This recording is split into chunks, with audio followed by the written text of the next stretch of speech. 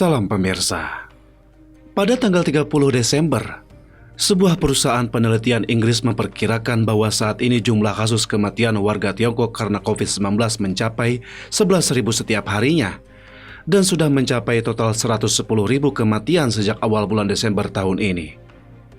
Pihaknya memperkirakan bahwa puncak kematian akan terjadi pada tanggal 23 Januari 2023, di mana ketika jumlah kematian dalam satu hari meningkat menjadi sekitar 25.000 kasus. Airfinity, sebuah perusahaan penelitian data pengawasan yang berbasis di Inggris, memperbarui data di situs resminya pada tanggal 30 Desember. Disebutkan bahwa sejak 1 Desember, jumlah kasus infeksi di daratan Tiongkok secara total telah mencapai 200,4 juta, yang menyebabkan jumlah kematiannya secara total mencapai 110.000 kasus. Pekan lalu, Airfinity memperkirakan ada 5.000 orang warga Tiongkok yang meninggal dalam satu hari. Tetapi seminggu kemudian, perkiraan jumlah korban tewas telah dinaikkan menjadi lebih dari 2 kali lipat.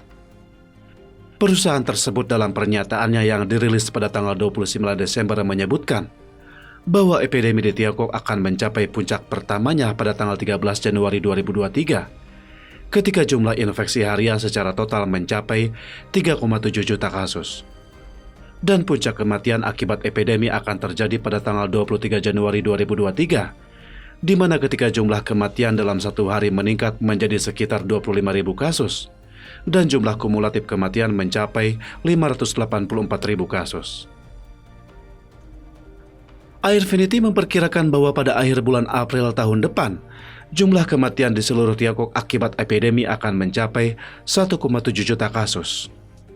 Setelah virus komunis Tiongkok COVID-19 mulai merebak dari kota Wuhan, Tiongkok pada tahun 2020, Airfinity mendirikan platform pertama di dunia yang melakukan analisis dan intelijen kesehatan tentang kasus epidemi COVID-19.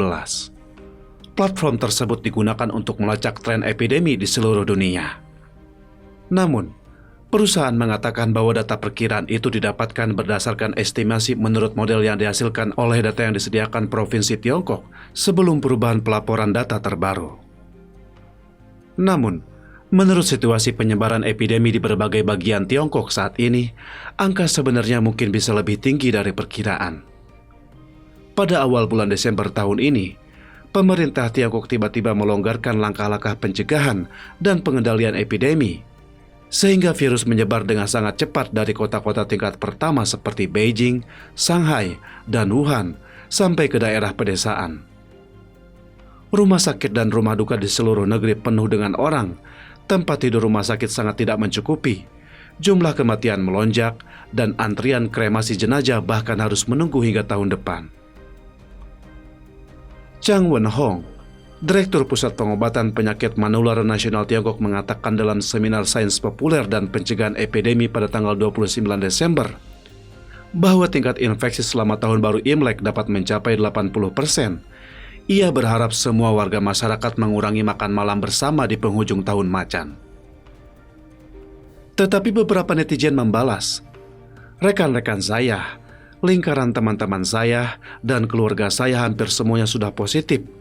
Bukan cuma 80%, lebih. Itu artinya tidak tersisa, betul?" Karena banyaknya kematian, pemerintah Tiongkok baru-baru ini merevisi definisi kematian yang diakibatkan oleh epidemi. Kematian akibat epidemi hanya diakui jika orang yang meninggal itu terkena gagal napas setelah didiagnosis positif COVID-19.